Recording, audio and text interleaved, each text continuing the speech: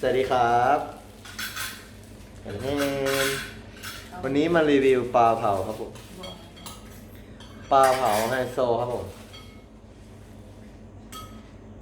วันนี้มีสมาชิกมา4 คนครับ นอกจากปลาเผาวันนี้แล้วเรายังมี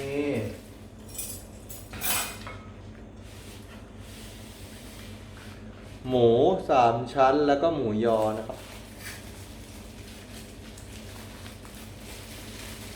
หมู3 ชั้นทอดมันปลาหั่นเรียบร้อยแล้วก็ตำป่าน้ำปลาตำป่ากระถินมั่วๆครับอยากใส่แล้วก็ใส่ตามใจร้านไม่เกินเลย กินเลย เอาโซนไหนดีครับ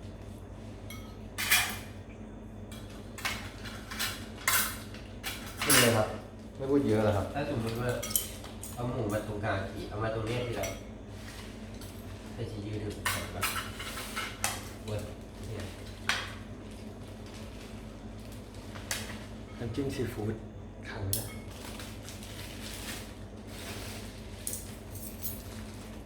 ครับก็ได้มันเรามีเด็กใหม่ดูไว้ละทำดูให้เวิร์ด ก็ต้องกินเป็นเมี่ยงนะปลาเผา เขาบอกว่ากินข้าวคุมจะแข็งเหมือนเดิมเรากินข้าวคุมเหมือนเดิม กินข้าวสุ่มกันเด้อ ไม่ต้องทำยังไงนะกินข้าวคุมกันเด้อ กินข้าวสุ่มกันเด้อแล้วทำไมมาบอกให้พูดตามเราก็ต้องพูดตามเสียงนั้นสินี่ครับ เดี๋ยวทำให้กินนะครับ แล้วก็ เริ่มกลัวหน่อยแล้ว นี่ดูปลาครับเนื้อแน่นมากเนื้อแน่นมากฟูมากครับ ความจริงผมมันไม่ค่อยชอบทำเป็นเมี่ยงนะครับ แต่ว่าจะทำโชว์ให้ดู เอาไปรุ่น ใส่ขนมจีน ไปเรื่องเนี้ย แล้วก็ อยากมาหา ใส่ผักหลายๆอย่างโหระพาใบชะพู แล้วใคร ไม่เจอ เคยผู้ใด ที่ซีฟู้ด ครับได้ละ ดูน้องเป็นกันได้แล้วนะ หน้าตาก็เป็นอย่างนี้ครับ เมี่ยงปลาเผา เขาก็ปฏิบัติเยอะนานนะ ได้ ใหญ่ไป ใครคนดูก็ถูกใจนะจ๊ะ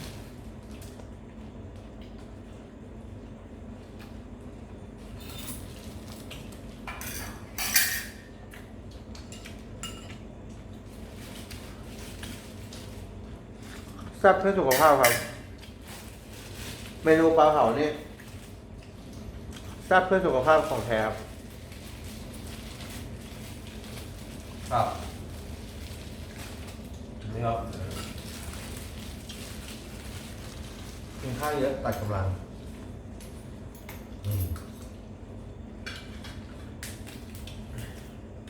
ยังไม่ได้กินส้มตำเลยนะนี่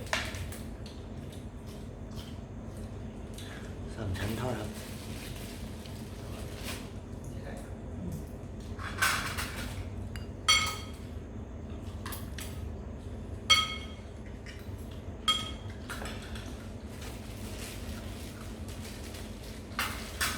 วันนี้ปลาเผาเป็นพระเอกครับ เด็ดมาก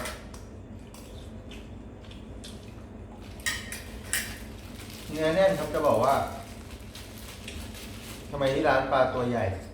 เพราะว่าที่ร้านคัดปลา เป็นปลาโตเต็มวัยครับเนื้อแน่นครับ มันจะต้องเป็นตัวมันต้องได้ขนาดครับ ไม่ได้ตัวเกินไปถ้าปลาตัวเล็กๆเนื้อมันจะไม่เต็มครับเนื้อไม่แน่น แล้วก็ไม่สดหวานเหมือนปลาที่เราใช้เนี่ยเราจะใช้ปลาที่สดหวานนะครับทุกคนไม่มีใครพูดเลยหรอก็กลัวกินไม่ทันครับกลัวกินไม่ทันผมแล้วผมพูดไปผมก็จะสามารถกินได้แล้วก็กินทันเพื่อน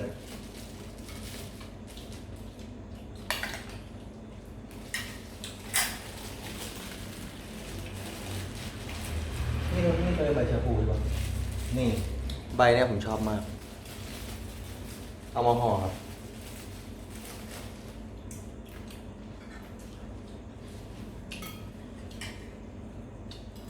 ในคำเดียวนี้เราจะใส่ผักหลายอย่างเลย แล้วก็ขนมจีนนิดหน่อย อันนี้เรายังมีอยู่แล้ว ให้เคี้ยวไปแล้วฟูครับ ฟูอร่อย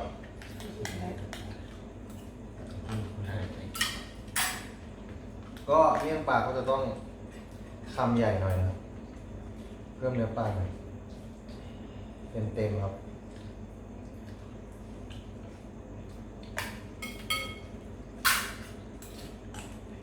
ใส่ผักทุกอย่างแซ่บแซ่บ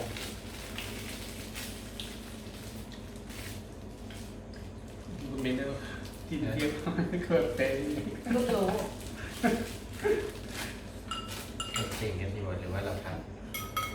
ทำลูกโกงดี ำต้องดูทีว่าพันปลาจะเป็นจะอร่อยไหมราคามี อร่อยอ่ะต้องมา แบบเนี้ยทำแบบนี้ ไม่ได้มาจากในวังทานสวนเพื่อนๆ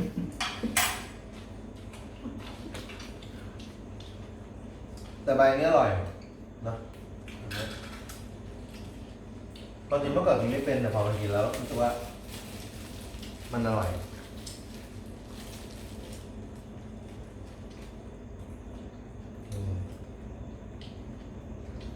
เมื่อวานกินปูวันนี้กินปลาครับพรุ่งนี้จะมากินหมี่แพนด้าครับ หมูสั่งนั้นเลย หมูสามชั้นหมูสามชั้นวันนี้ มาด้วย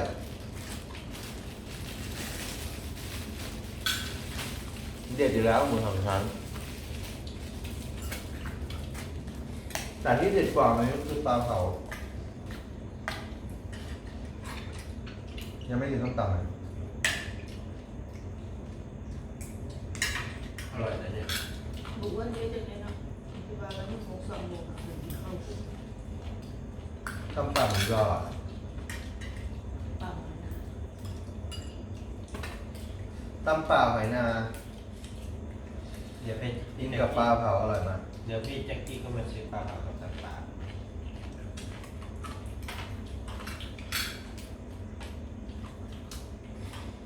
เมื่อวานลงคลิปปูม้าไปนะครับ แล้วก็ใส่บัว มีแต่คนกินตำใส่บัวครับเมื่อวาน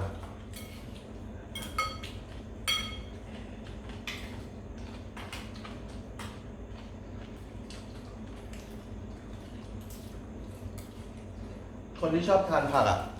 แนะนำเราจะมากินอะไรกันดี ก็จะมีสำหรับคนที่ต้องการแซ่บเพื่อสุขภาพเราก็แนะนำปลาเผา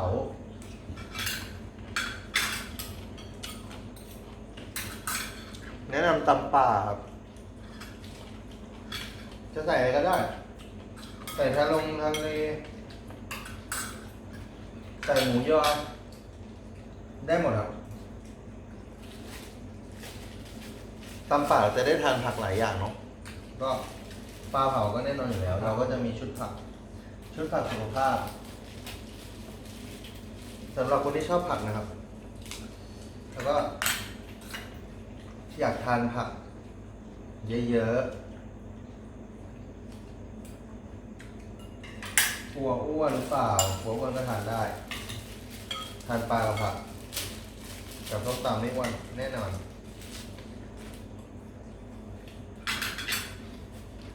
หอมไม่สวยนะครับ แต่ว่าอร่อยแน่นอน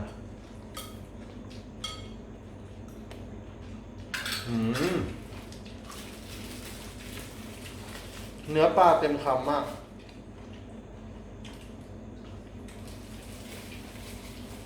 นี่ใบนี้อร่อยมากครับ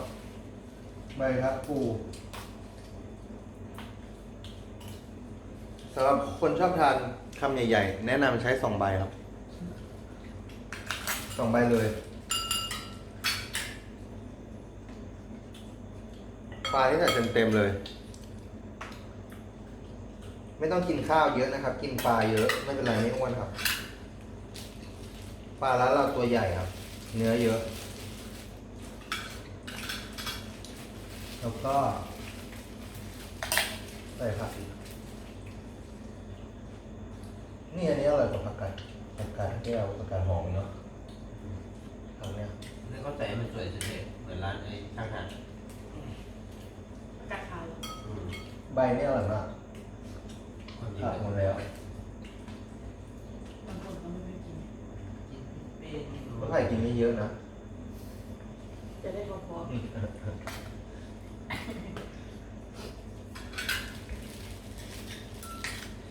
ในกลุ่มนี้นี่คนไหนกินเก่งที่สุดครับ คนนี้ครับ กินเงียบมากเลยกินอย่างเดียวไม่พูดเลยกลัวกินไม่ทันเพื่อน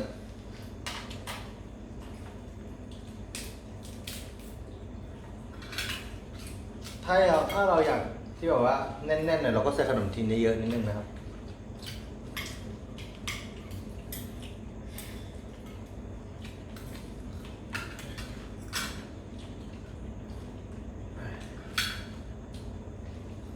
นี่ถ้าเกิดไม่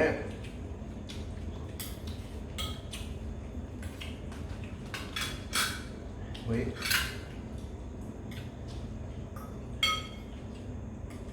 พรุ่งนี้วันอาทิตย์เหรอ อืม รู้สึกเหมือนวันนี้วันอาทิตย์เลยขายดี ก็ ไป มาเดียวกัน ขายดีที่สุดวันอาทิตย์นะ ขายดี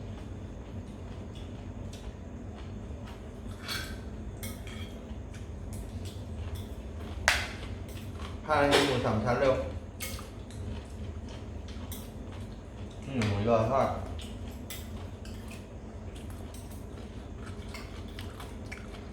ไอเทมใหม่ครับ หมูยอทอดหมูสามชั้นหมูสามชั้นนี่แนะนำไปแล้ว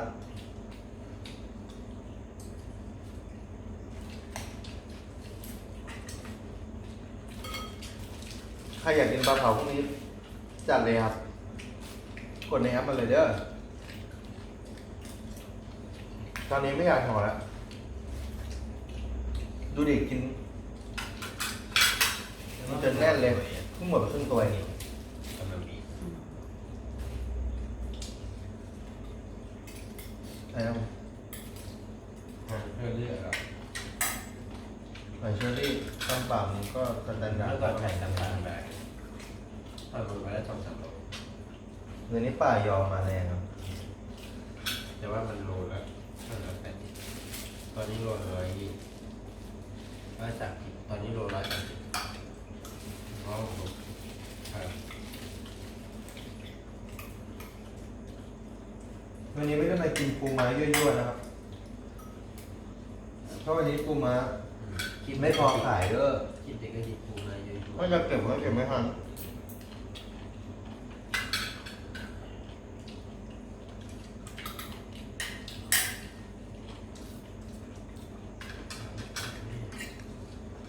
อร่อยมาก สดมากหวานมาก กินเปล่าๆก็อร่อยครับเวอร์จริงๆ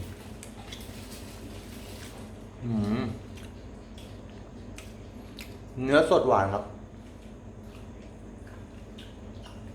แล้วมันจะไปทำงานที่เอ็นมันจะตามอะไร ตำป่า เหรออย่างเดียว ตำไทย เหรอ อ่ะ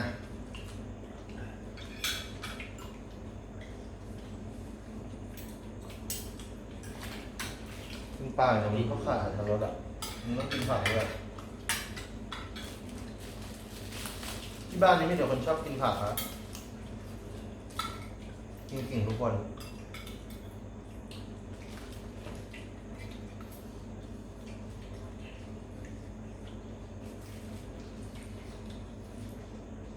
เกิดอะไรขึ้น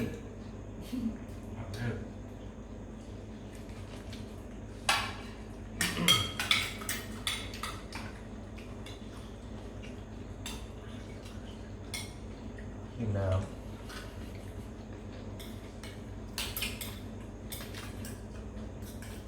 แต่ว่าพอกินใส่บัว ตอนนี้เริ่มติดใส่บัวแล้วเนี่ยอยากเอาใส่บัวมาแบบ กินใส่บัวแบบว่าเป็นกับแก้มอะไหลบัวเนาะ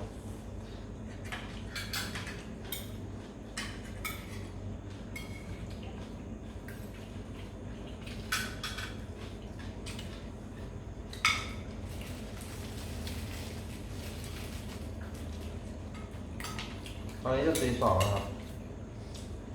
ไม่เป็นไร พวกเรายังคงกินมื้อเย็นกันอยู่ครับไม่เป็นข้าวมื้อเย็น ทานเข้าไปเลย เดี๋ยวจะไปซื้อของไปอ่าไปช้อปปิ้งหาของแซ่บมาขายต่อ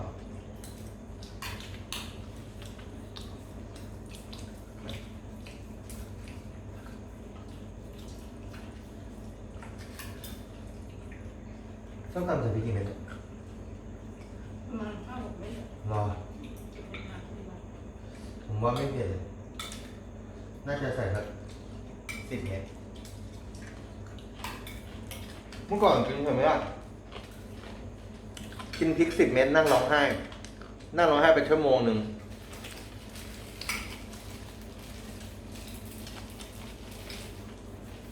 เดี๋ยวนี้พริก15 เม็ดยังเอาไม่อยู่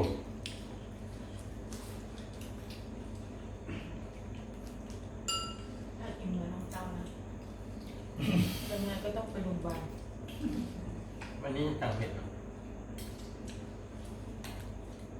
ก็ใช่ดีๆค่ะ ได้2 คนเหรอมา2 คน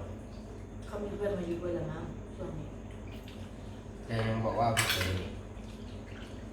พี่สาวเขา เนาะ กินเผ็ดแล้วมันจะแบบแซ่บไงถ้าคนเคยกินเผ็ดแล้วพอมันกินไม่เผ็ดมันจะจืดมันก็ต้องคงความเผ็ดไว้ ถ้ากินอาหารกินนะอาหารส่งโรงพยาบาลนั่นแหละไปไหนเลย รอบหน้าเนาะตามไฮโซหลวงพระบ้างเนาะรอบนี้รีวิวปลาเผากันไม่ใช่รีวิวครับ เพราะอะไรอยากกิน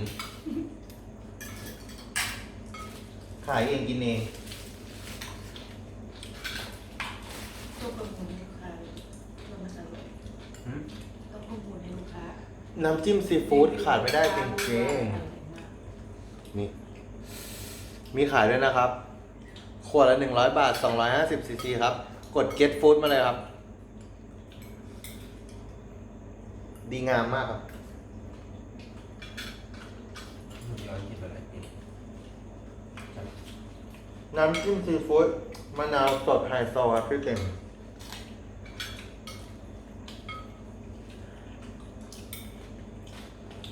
น้ำจิ้มซีฟู้ดอ่ะ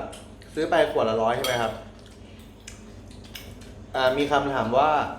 สามารถอยู่ได้นานเท่าไหร่แล้วก็บอกเลยว่าอยู่ได้หลายเดือนเลยครับ เก็บไว้ในช่องฟรีซแล้วก็เวลาจะใช้เอาออกมา แล้วก็หล่อด้วยน้ำหรือว่าทิ้งไว้ให้คลายความเย็นก็ใช้ได้ครับ เก็บในช่องฟรีซเหมือนเดิม ถ้ายังทานไม่หมด